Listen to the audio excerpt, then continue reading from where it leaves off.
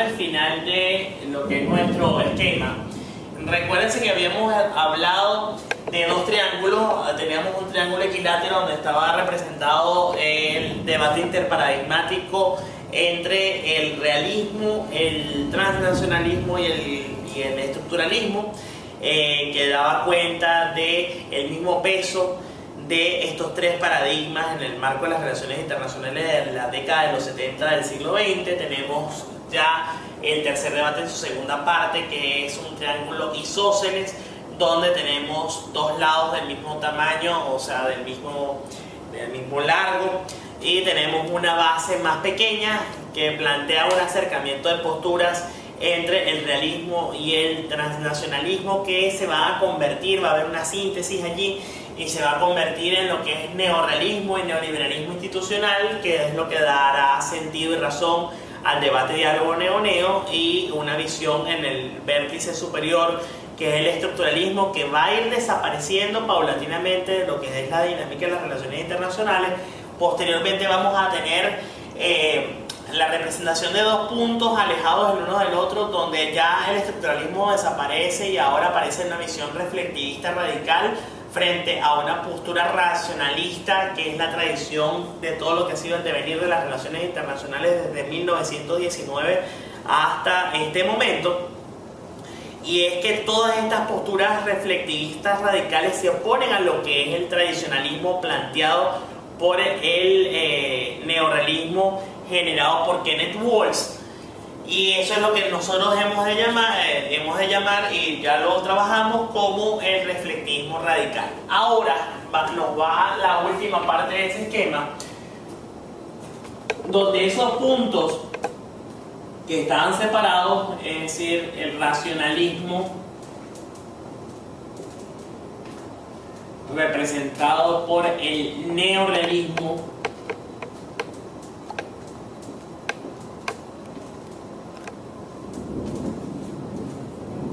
obviamente de Kenneth Waltz,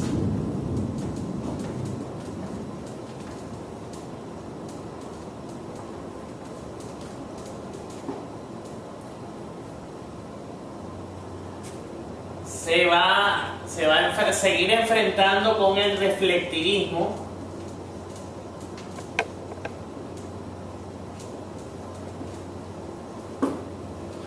pero ahora se genera esta línea discontinua. Trata de hacer ver que ya no estamos en el campo del reflectivismo radical, sino que hemos avanzado al campo de un reflectivismo moderado a través de teorías puente.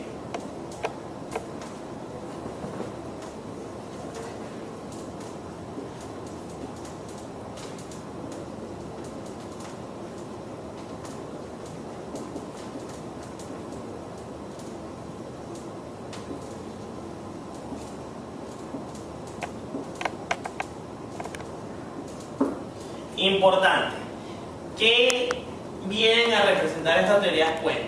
Estas teorías puente lo que vienen a representar son un conjunto de formulaciones teóricas que tratan de tomar en cuenta elementos de lo que es el racionalismo, elementos propios de lo que es la teoría neorrealista, con elementos reflectivistas tomados de la sociología del conocimiento, de todo lo que es la filosofía del conocimiento, de todo lo que es la intersubjetividad, que lo habíamos hablado en un video anterior, donde se sigue evidenciando, se sigue viendo la especificidad de las ciencias sociales, en tanto y cuanto el ser humano es receptor de los propios procesos sociales, pero al mismo tiempo con sus acciones es generador y es creador de fenómenos sociales y políticos, razón por la cual entonces habremos de ver formulaciones mixtas, que es lo que viene a significar el reflectivismo moderado, que trata de tomar lo mejor de lo previamente elaborado en las relaciones internacionales y lo mejor de lo que es el neorrealismo, con lo que tiene que ver con elementos reflectivistas de la sociología del conocimiento. Dicho esto, ¿cuáles son las teorías puente o cuáles son estas teorías que forman parte del reflectivismo moderado? Bueno, en un primer lugar tenemos la sociología histórica.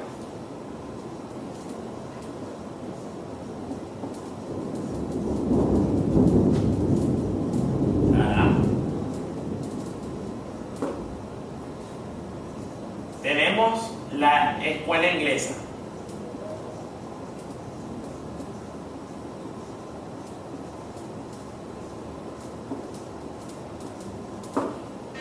Tenemos la teoría normativa.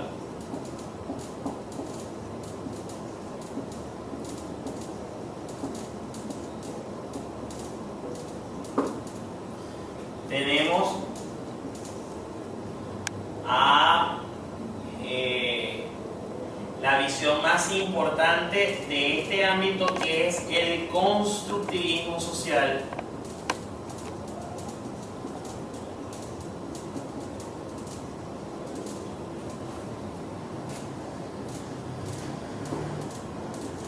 En relaciones internacionales. ¿Ok? Por cuestiones de tiempo y para tratar de no sobrecargarlo, yo les prometo que las personas que se vayan por la mención, vamos a estudiar en mención, en la materia de teoría de las relaciones internacionales, vamos a estudiar lo que tiene que ver con cada una de estas posturas del reflectivismo moderado. Sin embargo, como estamos en estructuras internacionales 1, que es, en cierta forma es un paseo romántico por todas las teorías de las relaciones internacionales, y para no darle más larga a esta finalización del semestre, vamos a hacer énfasis solo en la teoría más importante del reflectivismo moderado, que viene a ser el constructivismo social en relaciones internacionales. El constructivismo social en relaciones internacionales viene a ser una creación de un señor llamado Alexander Wendt.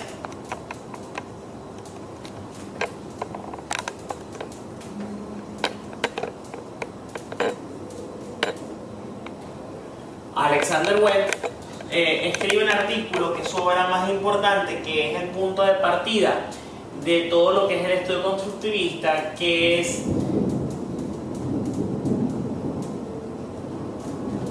Anarquía. Se llama Anarquía es lo que los estados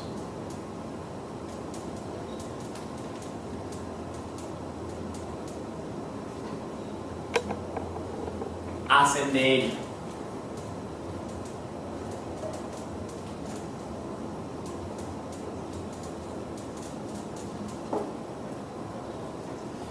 O lo que es lo mismo en inglés, que se les mandó el documento que ustedes deben de revisar para lo que es la última evaluación. Anarchy is what state make of it, que es el nombre en inglés de este artículo. Ese artículo, a su vez, fue el que generó que Alexander Wendt generara el libro Teoría Social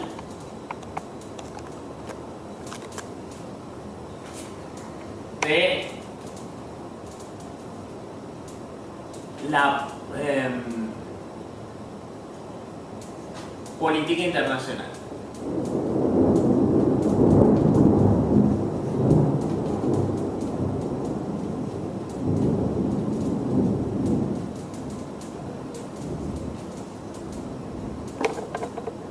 Correcto. Que es un libro más extenso, que tiene que ver con mucho de lo que tiene que ver con anarquía, es lo que los estados hacen de ella. De hecho, prácticamente las partes constitutivas del libro atienden a las subpartes del mismo artículo, y allí Wendt hace un estudio a partir de lo cual dice, primero, un concepto clave es la intersubjetividad.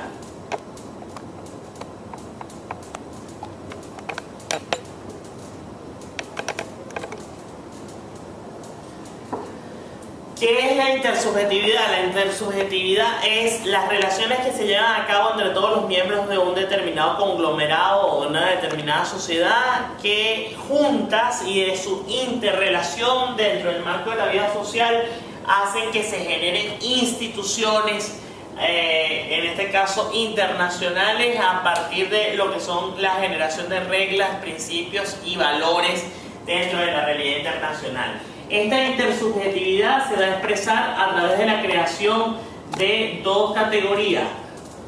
Una es la de reglas constitutivas,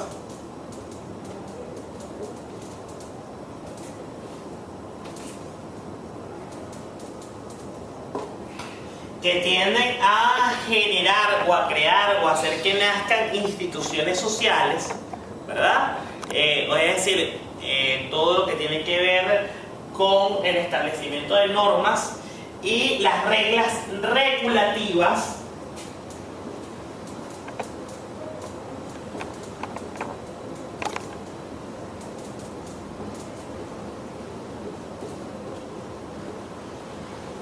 que es, como su nombre lo indica, aquellas que tratan de establecer los linderos o las reglas de juego una vez creadas estas reglas de relacionamiento en el marco de la sociedad.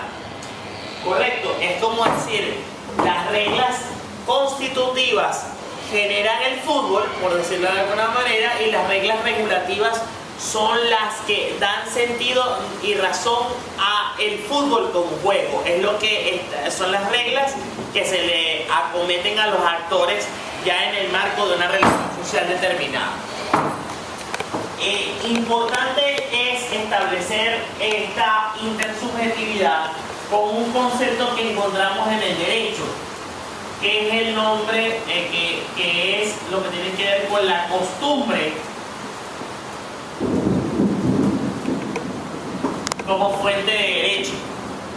¿Por qué? Porque la costumbre es fruto de lo que es el comportamiento consuetudinario que van a generar ese comportamiento repetido, esa repetición o reproducción sistemática de conocimiento es lo que va a generar que un comportamiento sea socialmente aceptado y que el hecho de hacer una cosa distinto a ese comportamiento socialmente aceptado se verá como una ruptura, como un corte a lo que es la costumbre social.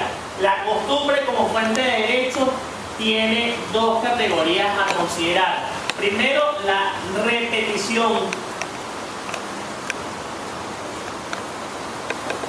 sistemática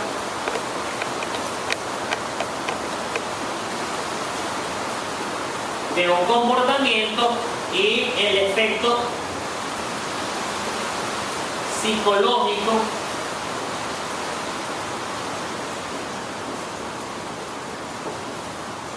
que genera obligación.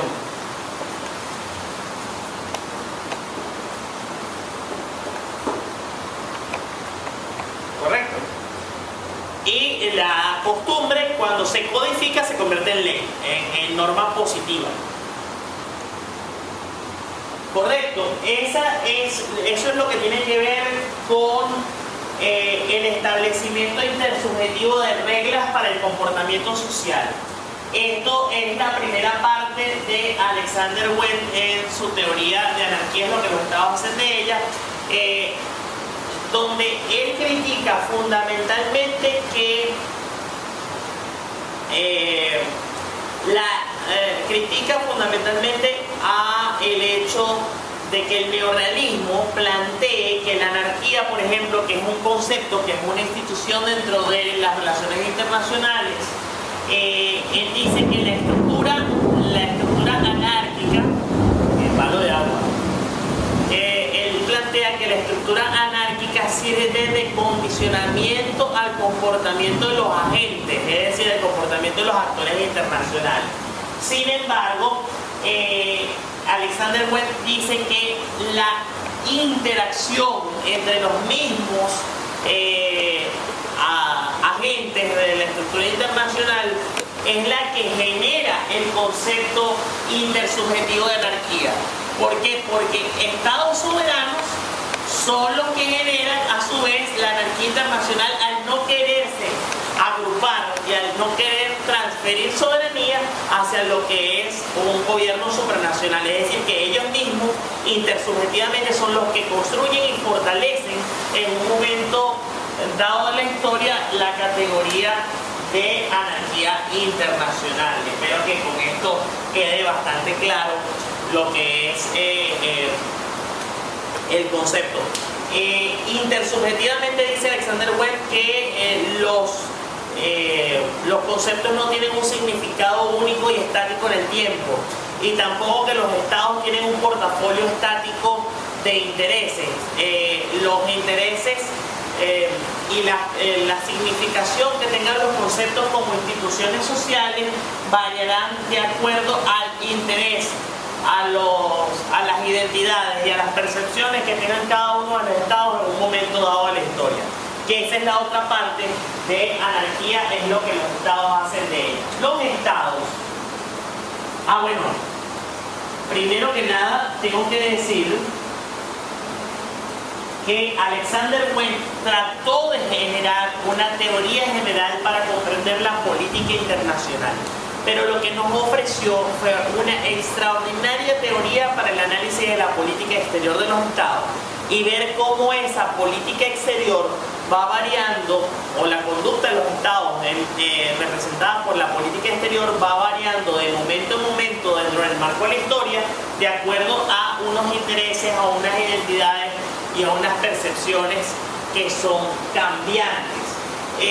Lo primero que hay que decir a todo esto es que el constructivismo social echa mano de lo que es la psicología en esta parte de lo que es la identificación de los intereses, las identidades y las percepciones.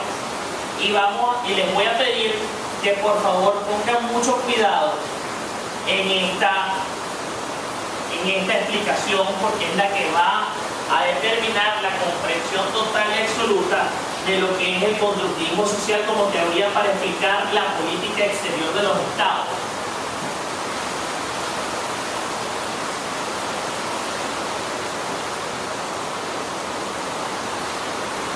Fíjense, yo no sé si ustedes se recuerdan de cuando estudiaban psicología en cuarto año de bachillerato, que hablaban del concepto de psicología, que es la ciencia que estudia todo lo que tiene que ver con el yo y la relación con la sociedad. Es decir, el hecho de la relación de la identidad de uno como actor social en conjunto. Bueno, ese yo no vive solo, no está aislado en el mundo. Imaginemos este yo como dos cosas.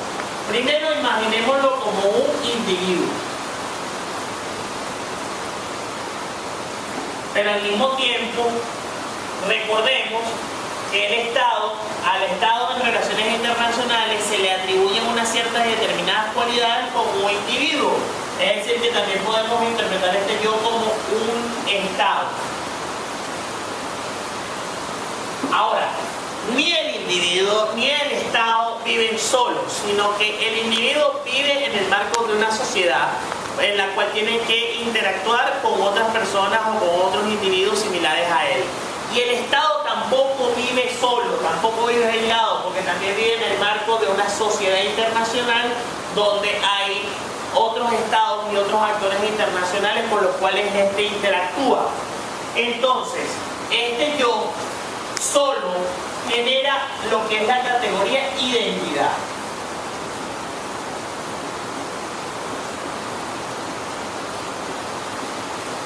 ¿Y qué es la identidad? Bueno, lo que para nosotros puede ser identidad como persona, identidad de género, identidad de cualquier índole. Nosotros aquí podemos hablar de identidad como quién soy,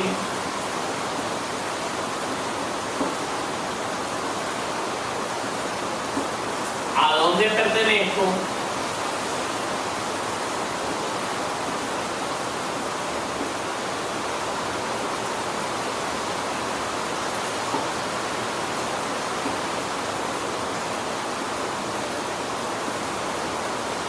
cuáles son mis gustos,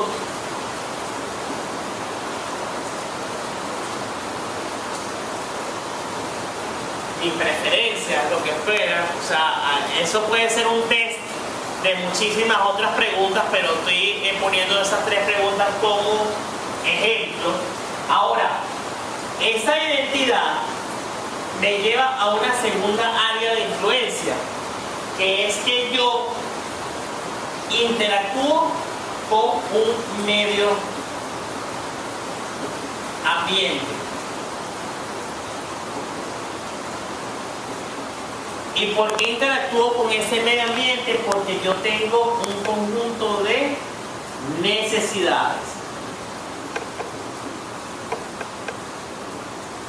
Obviamente esas necesidades, quien mejor lo ha trabajado es la escala de necesidades de Maslow, que Maslow ha hablado en muchísimas oportunidades. Maslow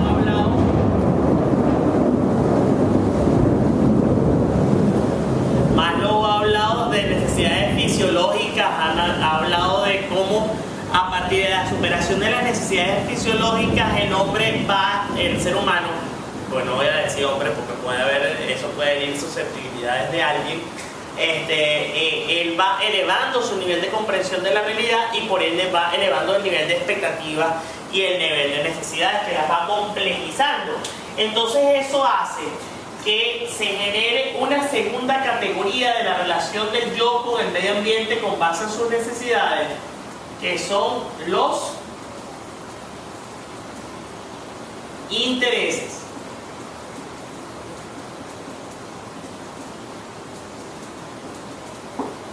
Que es el segundo nivel de relacionamiento, la segunda categoría de relacionamiento, que, repito, surge de la conexión entre la relación del yo con la relación del medio ambiente para la satisfacción de necesidades.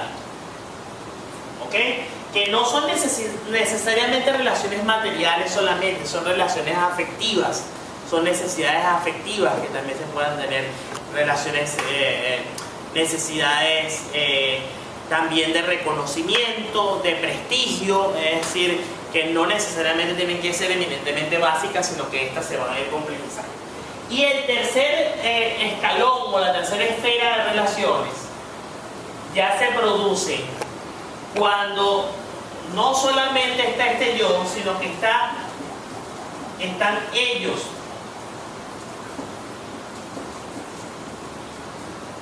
Por ahí sueltos, es decir, que hay que relacionarse de manera bidireccional entre un entorno o lo que son unos semejantes con respecto a mí, es decir, que no vivo aislado.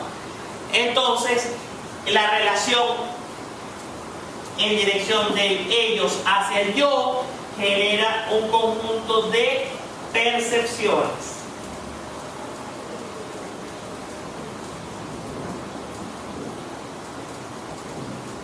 Y esas percepciones pueden ser positivas, pueden ser neutras o pueden ser negativas.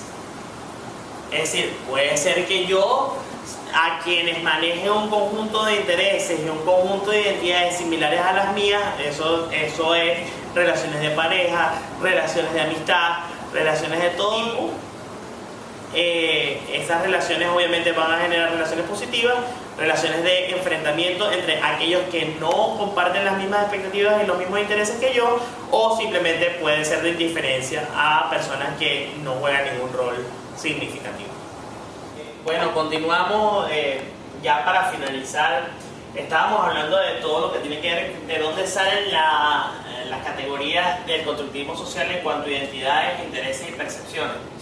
Esta cuestión que tiene que ver con el ámbito de la psicología en términos de los individuos, entonces tenemos que llevarlo también al plano de la psicología social, en este caso de los estados. Entonces los estados también generan un conjunto de percepciones que son cambiantes y que son también determinadas por el conjunto de identidades y de intereses que puedan tener en un momento dado. Por ejemplo, y volvemos a lo que es el ejemplo tradicional, también, aparte de la teoría crítica, el constructivismo social nos puede dar luces para entender el cambio en cuanto a lo que tiene que ver con la política exterior de Venezuela.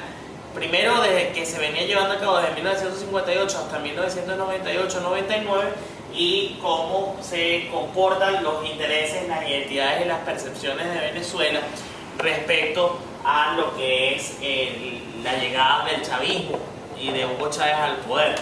Entonces, por ejemplo, podemos decir que esos dos ciclos que nosotros hablamos en un examen parcial, que ya ustedes saben cuál es, esos mismos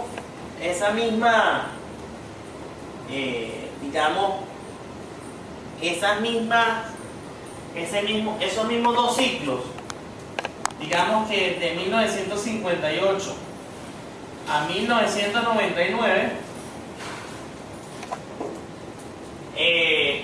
nosotros podríamos establecer un conjunto de identidades, intereses y percepciones distintos que puede ser desde 1999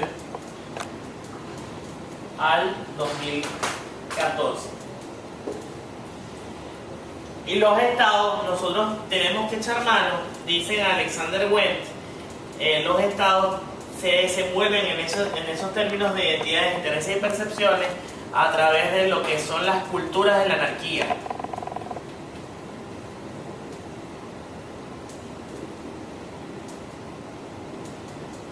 Y las culturas de la anarquía no son otra cosa que las mismas visiones de la naturaleza humana que, fíjense que empezamos con las visiones de la naturaleza humana para el primer parcial y estamos cerrando con las visiones de la naturaleza humana en el último parcial. ¿Cuáles son esas culturas de la anarquía?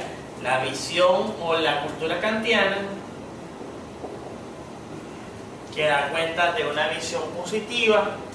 Tenemos una visión hobbesiana,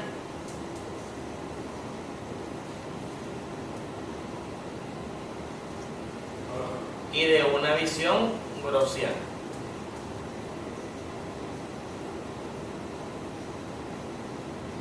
Ahora, también podríamos echar mano de la misma clasificación que nosotros dimos en los actores internacionales respecto al Estado, que hablamos de Henry Kissinger en un determinado momento, y podríamos establecer también un paralelismo con estas culturas de la anarquía. Y podríamos decir, en el caso kantiano, estamos hablando de estados que son esencialmente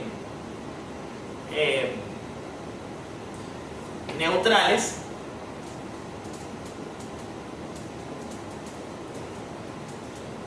hobbesianos. Obviamente nosotros sabemos que esos son estados revisionistas, y si son mucho más conflictivos y tratan de cambiar la estructura internacional por la fuerza, entonces se convertirán quizá en revolucionarios.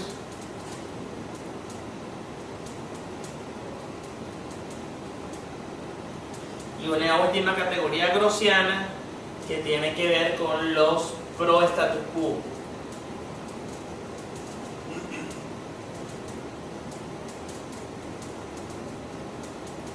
Espero que se entienda. Entonces, ¿qué es lo que pasa? ¿Qué es lo que nos trata de expresar Alexander Wendt y que lo podemos evidenciar como ejemplo en la política exterior venezolana? Podríamos decir que desde 1958 a 1999, de acuerdo a las circunstancias que en este caso tienen que ver con la Guerra Fría y con todo lo que es la alineación de Venezuela con los Estados Unidos en una coalición que los llevó a mantener y a desarrollar el sistema de la democracia representativa. Entonces podemos decir que en 1958 a 1999 Venezuela tuvo una identidad y por ende unas percepciones y unas identidades vinculadas al hecho de ser grossiano, a desarrollar una cultura de la anarquía grossiana, que en términos de lo que fue que Henry Kissinger, podríamos decir que fue hasta un país pro status quo, es decir, si bien no tenía el poder como para ser cabeza de bloque, sí fue un secuaz o sí fue un actor de bloque, en el sentido de que movilizó, así fueran reducidas sus factores, sus elementos de poder, los movilizó en función de sostener, mantener la hegemonía de los Estados Unidos, y también hizo que se reprodujera un orden social alineado a los Estados Unidos bajo lo que fue la lógica de relacionamiento en las relaciones internacionales de la época.